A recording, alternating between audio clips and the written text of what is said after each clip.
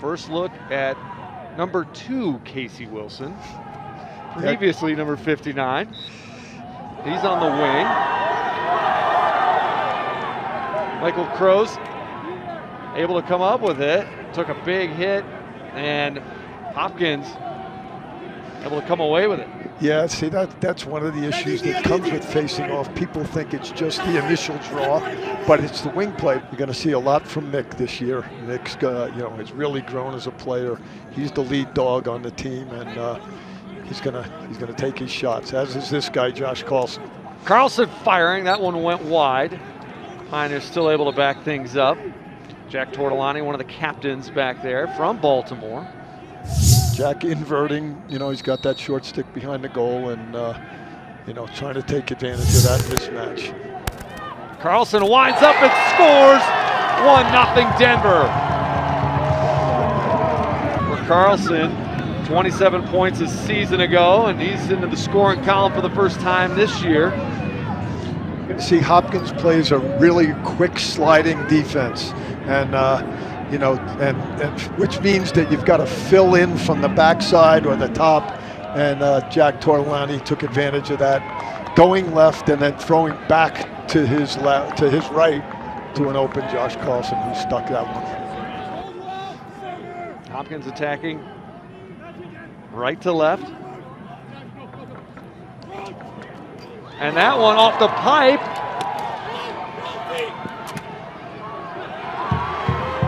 And the Pioneers able to come away with a possible turnover here near midfield.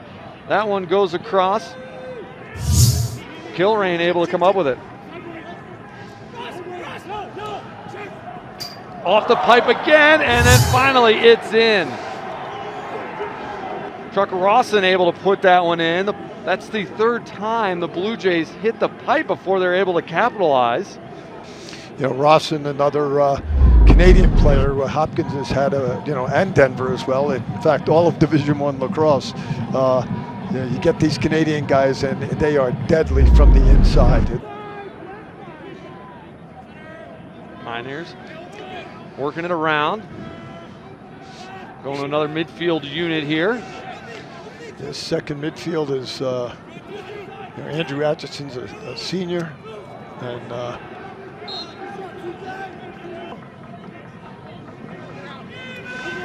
Brooks English, Canadian, talented young man, number 25. Brooks had a great start to the season last year, and then got a season-ending injury. Dylan Bauer, one of the captains, able to bury that one and gives Hopkins the lead for the first time with 9:44 to go first quarter. Bauer's first of the season, finishing with the left hand. That one's almost impossible to stop. That shot went right in the lower corner. Cleveland, who was great last year, helped lead Denver to the Final Four. He didn't have a chance on that one. We'll see a lot more of this year. Chris has a real active stick. He's got great feet, and he just needed that experience that he did get last year. Melendez fires from the outside. It got deflected, never made it to Cleveland. It's field turf new before last season, so it's the second year. Pioneers on this turf with the Denver skyline in crimson. That shot going wide. Chauvet. Brody Davis getting the card a little bit over-aggressive on that one, and got face dodged and caused a little bit of a problem for the Denver defense. But they rotated well and got a good trail check, and so the shot went awry. They did get a reset of the shot clock, so they still got plenty of time. And Sting in this one, Collison, his first of the season. It's 3-1 Blue Jays over the Pioneers. One of those situations where Collison, who's Hopkins' best midfielder, got caught on his short stick, and it looked like Brody Davis did a good job getting him down the alley, but it looked like he was running out of room. And you got a talented All-American like that, he can stick it from angles that you don't quite think that he can, and that's exactly what happened. Handled the ball well and got it to the attack pretty easily. And where do the Pioneers go here? Manning, pass in front, and that one's saved by Stout. Malowski threw in a shot fake, and Stout still able to make the save. Just like Hopkins, and they'll continue to get their opportunities. They're just going to have to be a little bit more precise than maybe Hopkins will. And credit Luke Stout at the moment for playing well. At the other end, Hopkins scores again. Jimmy Ayers this time, the sophomore, tucks that one underneath the crossbar, and it's 4-1 for the visitors. That's a tough one. It's 2-1, 3-1, you're okay, and then you get a good shot, doesn't go your way, and then Hopkins comes down and some really nice passing and takes a great shot. Lucas Kloku is out there for the Pioneers right now on a critical possession. You're right, this is a critical one. Need to get a good shot, and that is not what we needed. High to high on a great goalie like Stout, that's usually going to go the other way. Denver setting up defensively. Cleveland able to make a save there. The ball deflecting all the way out across the field, closest to it. Or we're getting good opportunities. You just got to take advantage of those, and when we get our shots, make sure they hit the back of the net. Carlson, the lone goal scorer, the feed right in front, and able to put it in and score for the Pioneers. Merrick Sigornis, the sophomore. That trims the lead. Now it's 4-2 Hopkins. That's a big goal. That's a big goal for the Pioneers. Coming out of the end of the quarter, as you mentioned, they had to settle down. Really sharp vision by Josh Carlson there. He's got a goal and assist on the day, and he's a fifth-year guy. That's how he should be playing. Yeah, able to feed it through the defense. Joe Hopkins with possession. Dylan Bauer, grad student from Park City, Utah, plays it behind. Collison from the left side. Cleveland able to make the stop. And the Pioneers pick up the rebound. Murphy operating from the X, now plays it on the far side to Kelly, way out near midfield. Tortolani going to his left. Murphy feeds it up top. Kelly thought about the shot. Malowski in front. He scores. What a great unselfish play by Mick Kelly there. Jack Tortolani got the ball behind the goal, skipped it through to Mick Kelly, who really had a step down opportunity there. Saw the rotation coming off Malowski, gave it to Cody, who's deadly, as we mentioned before. Canadian guys are just deadly inside, and now we're looking at 4-3. Really nice, calm comeback by the Pioneers. Hopkins there to reclaim possession. It was not a reset of the shot clock, as goalie didn't touch it. It didn't hit a post. But Chauvet able to rip one. The lefty going low to high, able to score and get some momentum back on the side of Johns Hopkins. It's now 5-3. Both teams doing a really good job reading the other team's sliding game, and if you're able to move the ball that quickly, and you got a deadly shooter like Chauvet waiting at the end of those 4 or 5 passes, it's going to go in the back of the net. So, a great job by Hopkins. Saying this is a superstar in the making, Cody Malowski for the Pioneers. He's already got one. Pioneers with possession, 9:35 on the clock before halftime. High-to-high shot there. That was Kloku. Zagornis. You got another young guy here, a sophomore, who broke every Ohio scoring record in a lot of years in the history books, and this is his first real chance.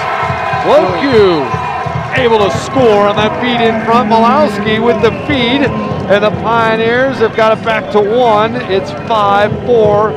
Hopkins still in front, but there's 8:51 to go second quarter. One of the things that beats this kind of defense is a unexpected cut. A lot of teams, and you saw it with both teams, a little bit of mirage type ride there, because once it gets over the midline, the deep attackmen are pretty wide open, so they may not be wholeheartedly into committing to the 10-man. Right, and you see that sometimes in basketball, but hey, Mick Kelly able to tuck one under the crossbar there, a laser of a shot, and we are tied at 5.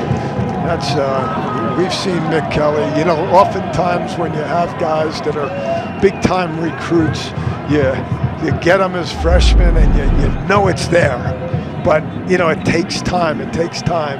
But, you know, Mick, as a senior now, played big-time high school lacrosse in Baltimore. His confidence level is so high right now. Carlson, now Kelly on the top side, goes to the spin move, double teamed, able to maintain possession in his stick. Carlson looking again to fire, high-to-high shot, and Stout with the save, and now he's got an outlet. Another, you know, with Jack Tortolani, he's a fifth-year guy. His confidence is fantastic. His dad was my first recruit at Princeton and was a captain of our 92 team. Atchison able to score, coming down the alley on the right side. He's fired up. The senior from Marietta, Georgia, puts that one in. Happy for Andrew there. Andrew's put a lot of years into this thing. He works very hard in practice. He scores a lot of goals. Maybe a little undersized, but again, his confidence, all these guys' confidence from playing a little bit each year, a little bit more each year has gotten him going. I'm not sure if that one got through to Kleben or he made a save, but it was the Hopkins midfielder made a great face dodge and really had an 8-yard layup there. So, you know.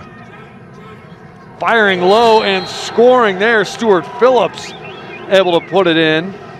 He went low, got inside, fading away, able to finish low and tie things at 6 with 4:05 to go before halftime. It's one of those goals that are really tough in lacrosse when you have that feed from the top to the bottom of a sneaking attackman.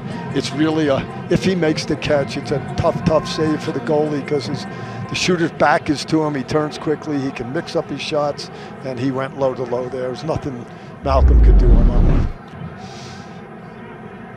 Phillips with the ball up top, now right side. Rawson scored one of the goals already for Hopkins. That low shot and save made by Kleben. That was Krogan. Chauvet here on the near side. He found the back of the net once already. Melendez behind, now up top of the far side. This is English, inside firing. Kleben got a piece of it, and it deflects wide and goes out of play here on the near side. This is two All-Americans going at each other right now. Now, what more could you ask for here? He's looking for an isolation play now, wrapping around on the near side. From behind the goal, looking for an opening. It's not there. Melendez has it and beats Kleben for the goal right before the half. There's 2.5 seconds to go, and those two really talented players operating for Hopkins, and it results in the lead 7-6 before the half. Yeah, disappointing there. You know, Chris Caldwell should have been out a little bit more on Melendez, who, you know, again, as we talked about with these timeouts, you got to pay attention to the top guys. And there's no more top guys than Collison and Melendez on the Hopkins offensive group. To score 40 seconds into the second half, Pioneers with their first offensive possession. Chauvet, after he took that shot, thought he scored, ran through the crease, and so that's how the Pioneers got the ball back. Kelly fires one on a catch and nice pass by Josh Carlson there to Mick Kelly. Atchison, one of the 6 scores for the Pioneers, 6 goals, 6 different scores. He's got it behind the cage now, feed right in front. Malowski, are they going to count it? Yes, it's good. Pioneers tie it at 7. Nice look by Andrew Atchison there, drew the slide. You know, again, this with Cody Malowski inside, he's going to catch some things, which he did there, that some others might not catch. And then once he gets it in his stick, it's going in the back of the net. Really nice play by Atchison, recognizing he only had 10 seconds on the shot clock, found Cody with a beautiful pass, and we got a 7-7 tie. Nobody really knew where it had deflected to. Hopkins able to come up with it and easily get it across midfield. Melendez thought about the shot. Chauvet able to rip one home, and Hopkins has the lead once again, 8-7. You know, the 3 offensive middies got caught down on D, and when that happens, you know, you're going to be vulnerable defensively, and that's exactly what happened. They set a nice pick. They came off the pick and had a wide open shot. On Carlson's shot earlier, what happens with lacrosse balls is they bounce funny on the first bounce. Yeah, both teams are doing a great job with being unselfish, taking the shots when they have them, but also moving the ball quickly when they don't have the shot. One thing defensive coordinator John Gallant talked about during the pregame show as that one's in, going up high to beat Malcolm Gleben. That one, a 2-goal lead now. Chuck Ralston, he's got his second. Hasn't had that many opportunities out there, but the sophomore from Burlington, Ontario, able to capitalize coming from the top side of the field. And when you play defense like this, what happens is once the slides start happening, a guy gets it on that low wing like he did there, you hesitate whether you want to slide again. And making sure that when they get their feet settled, they only have to come back by 2 goals instead of 4, you know. English had that one knocked away. Now this one right in front, Collison to Melendez, and he scores. 3 in a row for Hopkins. It's 10-7. Second of the game for Russell Melendez, the senior, 6'1", 210 pounds, and he made a nice cut from behind the crease, and Collison found him. You know, give Collison credit. You know, he's a big goal scorer, and he's going to have to go through this year because people are going to pay a lot of attention to him. Now Ayers set a goal and a couple assists in the first half. He shuffles his feet back to Melendez, working from behind. He's trying to wrap around Freehill, guarding him. Freehill causes a turnover, and Kershke able to come up with it for the Pioneers. He's got 3 Blue Jays around him, spinning at midfield, takes a big check and loses the ball. Drops the pass, Collison gets it over to the near side. This is Bauer. He's looking for somebody. Still 20 on the shot clock. Nice defensive play by Overly there. Collison walking in. Couple of shot fakes. Kleeman with an unbelievable stop.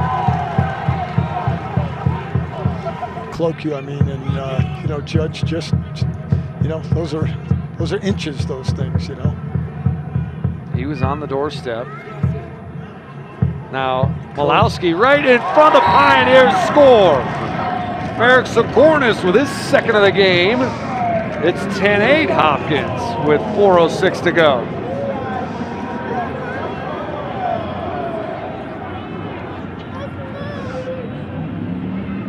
Malowski with a terrific feed from that X position to the cutting Sigornis, and the sophomore from outside of Columbus finds the back of the net. Over the crossbar. No reset of the clock. It's at 16. This ball's loose. Pioneers have it. Casey Wilson, who else? Come on. He had it knocked away, and it's going to be a hold against the Pioneers. So Hopkins with possession back. Quick moving third quarter. There's 2:15 remaining here. And Cleveland with a save there. A low to high shot. Yep, they're going to hold for the last shot here. And 20 seconds on the shot clock. Collison now starting to engage. Initiating some offense. Coming to his left from the top side. Fires Cleveland with the stop. He's diving to get to it. It will be Blue Jays ball. A little bit of an off-ball zone here on the invert. Pioneers moving the ball well. Sigornis, Carlson, low shot. Stout goes low to make the save. From Reynolds was coming over to help Kelly, but Collison identifying just what you saw and try to take advantage of it. And Bauer has it checked away. It's loose, and the Cleveland and the Pioneers have it in the crease. Kershke with a nice save, nice check. Nice job there by Colm Barnett on the individual defense. Wilson with some pressure, forced the bad pass, but Ayers able to scoop it up. Chauvet, and one more to Ralston, and he scores. Ralston, his third of the game, leading all scorers with a hat trick. Yeah, the Pioneer defense got caught. You know, the shot clock was going down, and 20 seconds left, got caught inching up the field a little bit, and that's kind of the third or fourth goal that Hopkins has scored with a midi feed into an attackman coming around from behind. That's something that's going to have to be corrected as the year goes on.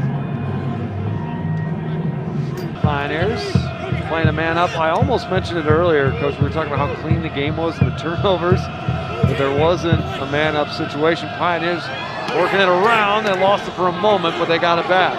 Malowski now going low, and Stout got a piece of it, deflected it all the way up in the air out of play, and the Pioneers awarded possession there. Melendez now bouncing with the ball on his stick behind the crease. He throws it back up top. Collison on the near side. Skip pass across. English draws a double. Melendez behind with a shot clock at 10, and right in front, Hopkins scores again. That time, Stuart Phillips, the Baltimore native. I beg your pardon, he's from British Columbia. I looked at the wrong name there. Phillips. Let's see the replay here. And he's going to win that challenge. Yeah, it looked like the right foot was on the line of the crease. Was, yeah. And great move from Coach Brown. I mean, hopefully it gets overturned for Pioneer fans' standpoint. Here's another look. We have the benefit for our listeners at home. We've got the benefit of the video stream here to take a look from the angles that we saw. It looked like this might be overturned, like that foot was on the line. The officials talking things over. No goal. And we can't hear what the official's saying, but he's giving the signal, no goal for Hopkins. He's got Kilrain on him. Now he's working behind, circling all the way to the near side. The work rate of Kelly has been really impressive in this one. We got a flag coming out as Murphy's scraping himself off the turf there. Smith knocked Murphy into the crease, semicircle. So the Pioneers unable to capitalize on the man advantage. 30 seconds here to see if they can trim this lead. They trail by 3 with 5:10 to go. Manning down low, Tortolani right into Stout. He made the save. Pioneers got it back. Carlson tried a shot. It's loose. Pioneers trying to get it out of the crease. And Pioneers, as you mentioned, 0 for 2 on the man up. Hopkins has not had a man up situation in this one yet. They're working the ball around the perimeter. English underneath Melendez, he scores. That makes it 12-8, and that could be the dagger with 3:58 to go. Pioneers not quite done yet, but that is a tough one. Yeah, Hopkins took advantage of the pick game up top, drew a slide from the bottom, and you didn't get that second slide across the crease to help with the dump down. And again, you see the 5th goal that Hopkins has scored. Denver's going to have to put a little more pressure on, which is really not their style. But we'll see. You got Collison going to the goal there, and up against 2 Blue Jays there. Pioneers get it across now. See if they can attack in a hurry. That's what they need to do. Denver's going to have to push it here, and if the right guy has it, Nick Kelly. Kelly able to score. Pioneers needed that in a big way. Cuts the lead to 3 with 2:15 to go. Nice play by Zagornis, getting the ball to Denver's best player. You know, Mick's on the field 35-40 of the 60 minutes, and now he's actually going out to the wing, so they count. They'll roll the ball in the end and give the Pioneers one more possession. 15 on the possession clock, 1:02 on the game clock. Here's one right in front for Melendez, and he's able to score with 8 seconds remaining on the shot clock. That's 13-9, and that will do it. Johns Hopkins coming in here to Peter Barton Lacrosse Stadium and going to pick up the win. They are up 4 with less than a minute to go.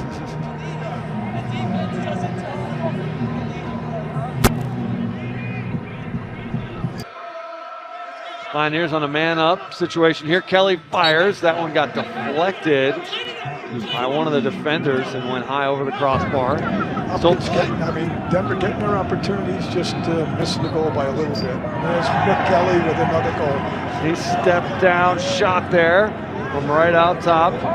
Kelly now with a hat trick to lead the Pioneers. Malowski with 2 goals as well.